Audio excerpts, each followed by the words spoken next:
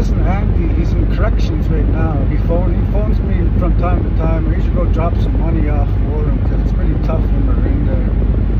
So anyways, my cousin had court on last Friday, and then one of the COs, you guys, I would give you his fucking name, but honestly, he's not that fucking important of a guy where I know his name, like Sawyer or Kabaka, you know. He's not noticeable like those guys, you know. This guy's just a straight fucking goof.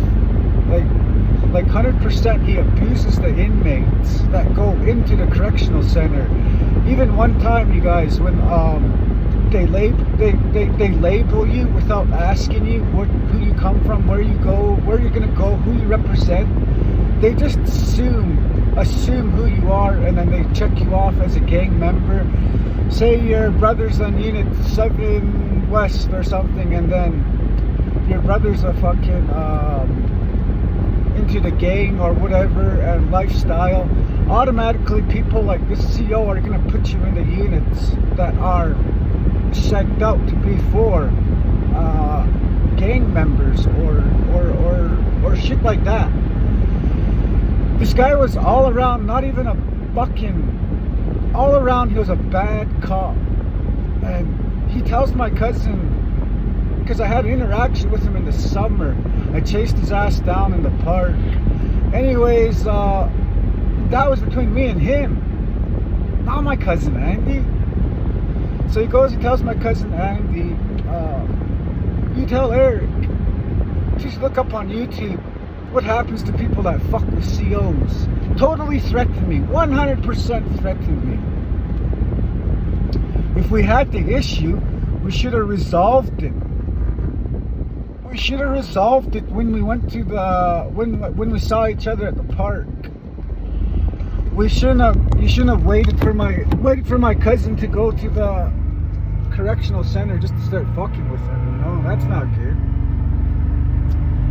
Anyways, and besides, what the fuck am I gonna look up when I go to YouTube? Am I gonna find a video that shows COs beating on people? Because that's obviously the threat she made.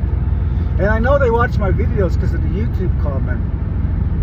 So if this CO happens to watch my video, I want you to know that my fucking cousin delivered the message, delivered your threat, and I got it. Now, that's how life is, you guys. And let me tell you guys something. That's how life is, because only people like that guy with authority can make a threat like that through second-hand information or through somebody else, third-hand information. He can go to my cousin Andy and threaten me because he's probably too afraid to threaten me. You know, obviously he's following my social media accounts, the CO. Obviously he's watching my YouTube videos. You got something smart ass to say, then why don't you just like come out and tell me straight up what it is you gotta say? Don't be trying to beat up my cousin, you know? My cousin said he was kind of like shaking his hands like this, you know, just like wanting to beat my cousin. I'm like, well, why? Because of me? Because I chased your ass down? Because your ass couldn't fight? Or what? You know, I always see this guy around, you guys, and I'm not that kind of guy that goes around and threatens people. If I got a problem with you, I'm pretty much going to tell you straight up and pretty thorough to your face that we got a problem. And then we will resolve it, because that's the type of person I am. But when it comes to threats and like this guy telling me, oh, tell your cousin you better watch some YouTube videos on not to fuck with COs. Not that there's any videos on there that people are fucking with COs. I mean, who gives a fuck about you pigs, you know? Like straight up, you guys got a pretty shitty job, you know? You guys get to willingly look up asses and like, who wants to do that shit? Like honestly, straight up, like what the fuck, you know? You tell me you're born into this? You're born to look up somebody's ass with a flashlight? You know, what the fuck? You guys are just straight goofs. You know? If I can comment and say something about you guys are straight fucking goofs. So this video just didn't go out to the CO at Lethbridge Correctional Center. This video also goes out to the the scrub-ass police officers on my reserve that are searching for these 2 kids. I put a comment out on Facebook yesterday. It's kind of going off. I got some naysayers in there saying, oh, well, it's not helpful with the family hiding the children. Well, isn't Roper still working in standoff? Isn't Najar still working in standoff? You know, teach your boys how to do a search warrant, you guys. It's just an application you fill out, $5,000 to the prosecutor's office, which ain't coming out of your guys' pocket. Do a fucking search warrant if you guys know where these kids are. I put on my comment, I put every moment, every second, every minute, every hour these kids are not located, they are at risk. Let me tell you some other risks. There's some risks that the 13-year-old girl's gonna get pregnant.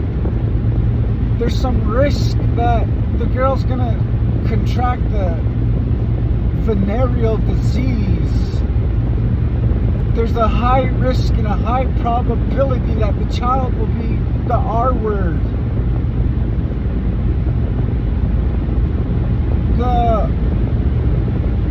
The blood trap police know where these kids are at, even if they're hiding or not. They know what a fucking search warrant is. Go get these fucking kids.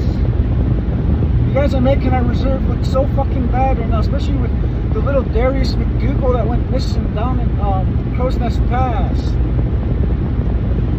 There's a lot, and what I mean by that, you guys, the child disappeared with no trace.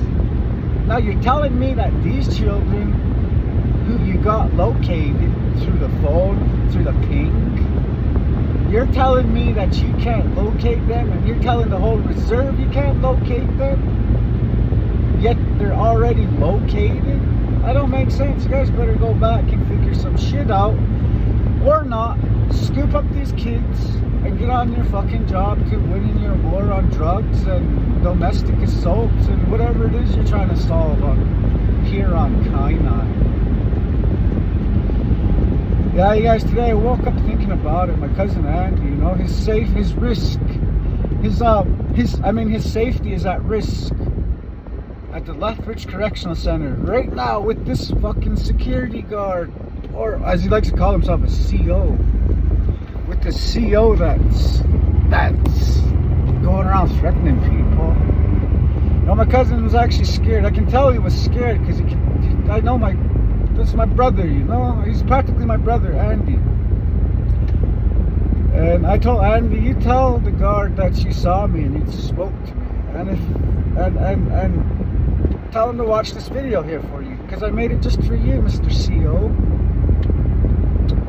Well, partially for you, not that special. I kind of had to throw the blood trap police in there because I was just listening to the radio and the fucking kids are still missing and they're trying to find them. So, I don't know, you guys. Tell me what you think. Leave your comment in the description, in the bio, if it's on Instagram, if it's on Facebook. You find it, put it out there. And I'll give some feedback on it. So until then, you guys, peace out from Esme&Eric's YouTube channel, you guys. Like, subscribe, comment, follow. Remember the podcast, 2 cents, 1 cent.